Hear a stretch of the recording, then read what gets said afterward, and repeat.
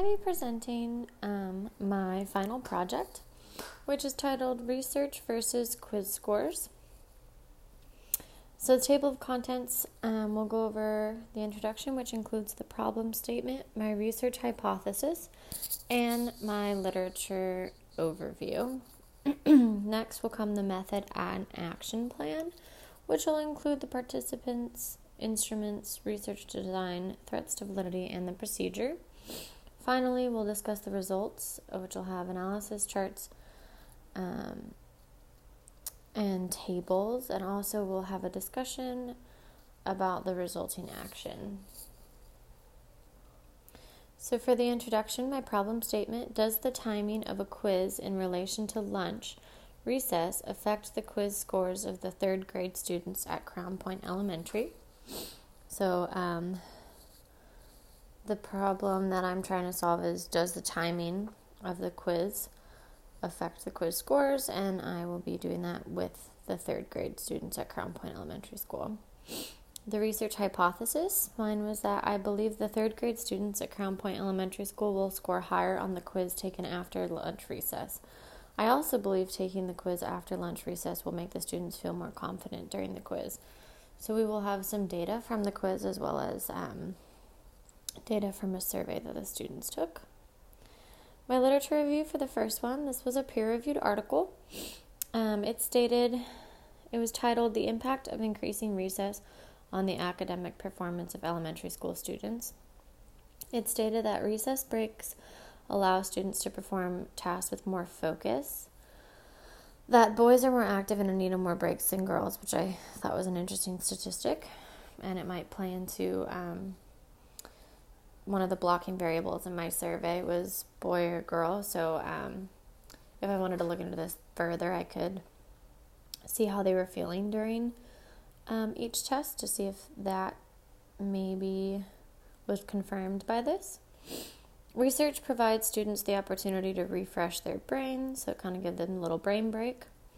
Strong connection between free play and a child's cognitive structure. Recess is free play. Sometimes there's structure, but there's no real structure going on.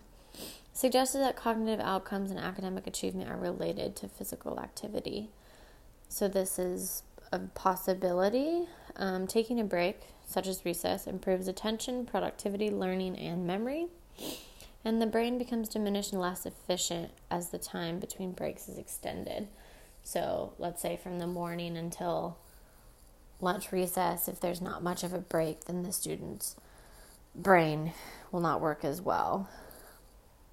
So maybe that could be taken into consideration. Maybe if a lunch break was later or earlier, that could also be a different test we could do.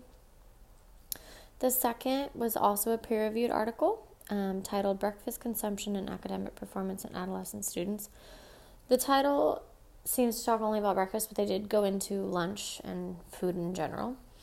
So it stated that schools that provide breakfast and lunch for their students have seen improvement in standardized test scores.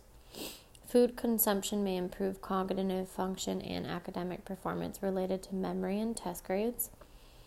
Research has suggested that there is a relationship between nutrition and academic performance.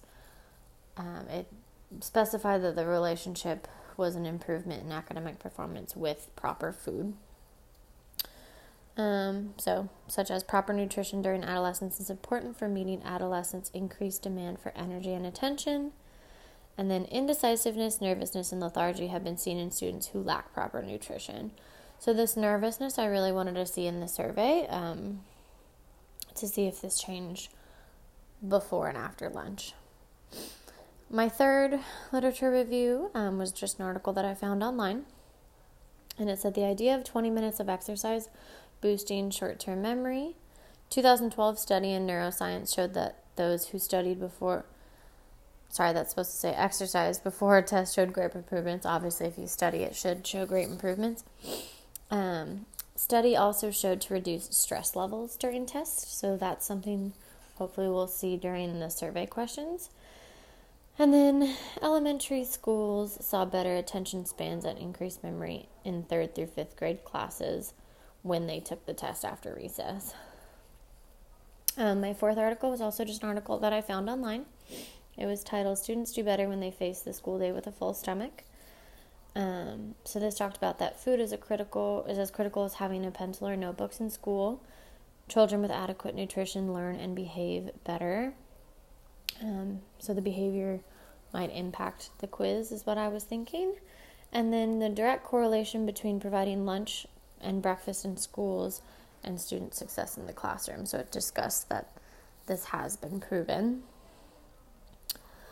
For my literature review, it was kind of difficult to find articles that had to do with my specific research, but that made me feel more inclined to be doing the research that I was doing. And yeah.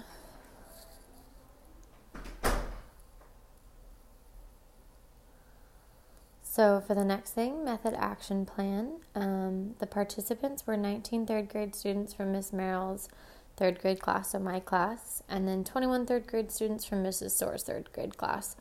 Both of us have more students in our class, but they were either unable to take both quizzes or one of the quizzes due to pull-out groups or absences, and this was signified during the survey. The instruments that were used, so there was one quiz before recess, which kind of acts as the pre-test, and then one quiz after recess. And then there was also the student survey that was given to all of the students. The research design was a quasi-experimental, non-equivalent control group design. We had two groups that were on the same level, third grade.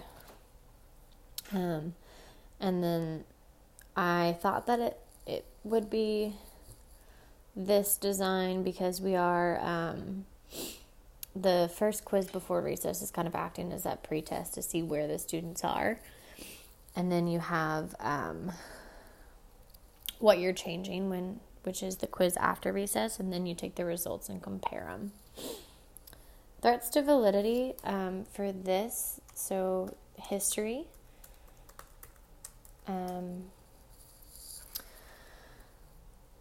We weren't really sure if there was something that happened during the quizzes that might have interrupted the students and affected their scores or affected their confidence, and this was different from class to class. Maturation. So like I said, there's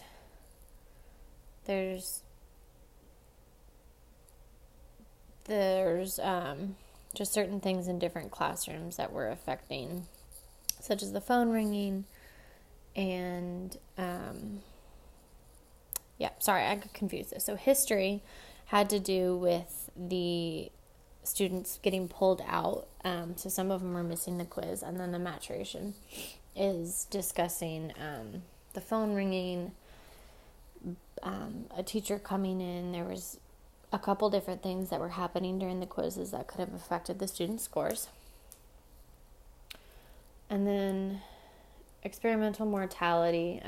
So we did have a few students that we weren't able to use their data because they didn't take both quizzes. And then reactive effects of experimental arrangements. So the students knew that they were taking these quizzes for a reason, so this could have affected their confidence, their scores, anything. So the procedure in March, I did my research topic, and then I researched the peer-reviewed articles, and then created the quizzes in the survey. The first half of April is when I administered the quizzes to both classes before lunch recess and after lunch recess. And then the second half of April was administering the survey. I probably should have gotten this out right after they had done the quiz, but it was something that I decided to add on after the fact. And then I also analyzed the data. So for the results, my class for quiz 1, which was administered before lunch recess, that had an average score of 77.6. And then quiz 2, which was administered right after lunch recess, had an average score of 78.9. So there was a slight increase there. However, not enough to really say that that was the reason. So each quiz was 5 questions, short answer. They weren't multiple choice. For Miss Orr's classroom, the quiz 1 administered before lunch recess had an average score of 75, as well as quiz 2, which was also administered right after lunch recess. Again, they had the same quizzes, quiz 1 and each quiz 1 was the same for both classes, and each quiz 2 was the same for both classes. So for the survey, I decided to show the pie chart for question 5 and question 7, which had to do with their stress level and confidence. So I'll zoom in on these as we discuss them. The reason I did very stressed, slightly stressed, and then switched to confident, slightly confident, and very confident. In classroom discussions about feelings, the students decided that they never felt unconfident, that they instead felt stressed. So that's why we use these words instead, just because it was something that the students were familiar with. So the pie charts show a slight increase in confidence while taking the quiz after lunch recess. So if you can see,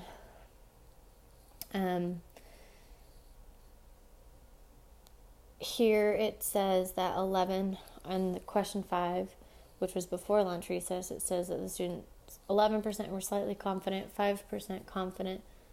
11% very confident, 5% confident, and 5% slightly confident. But then for the quiz after lunch recess, it bumped from 11 to 16% for very confident, 5 to 16% for confident, and then it stayed the same for slightly confident. And this also meant that less students were not sure of how they felt during the quiz. So we gave the mutual not sure option. There was 42% that said not sure or mutual, which I kind of assumed this was how the students were going to vote. And then that went a little bit down. So they were at least more sure of how they felt about the quiz after recess. Same for Miss Orr's class. It says that the pie chart shows a very small increase in confidence while taking the quiz after lunch recess.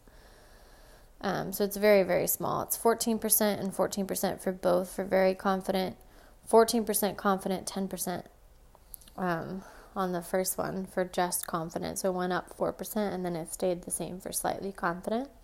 So there wasn't a huge change in this. However, there was a decrease in very stressed and stressed, but an increase in slightly stressed.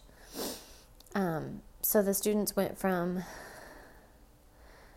9%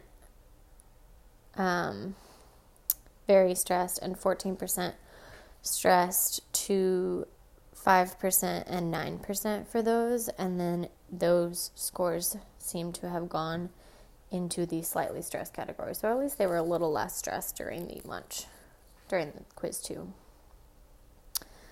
So the discussion, kind of an overview. There was no significant change in scores between the quiz taken before lunch recess and the quiz taken after lunch recess. There was a slight decrease in stress and increase in confidence felt from the students when taking the quiz after lunch recess, which gave me some data.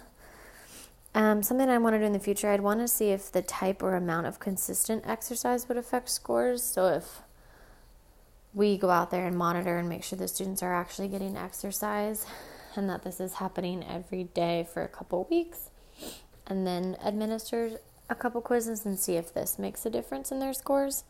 I'd also would want to see if the types of food at lunch affect scores. So our school is one that provides free and reduced lunch to students, but making sure that all the students are eating a proper nutritious lunch consistently, then administering the quizzes and seeing if this makes a difference.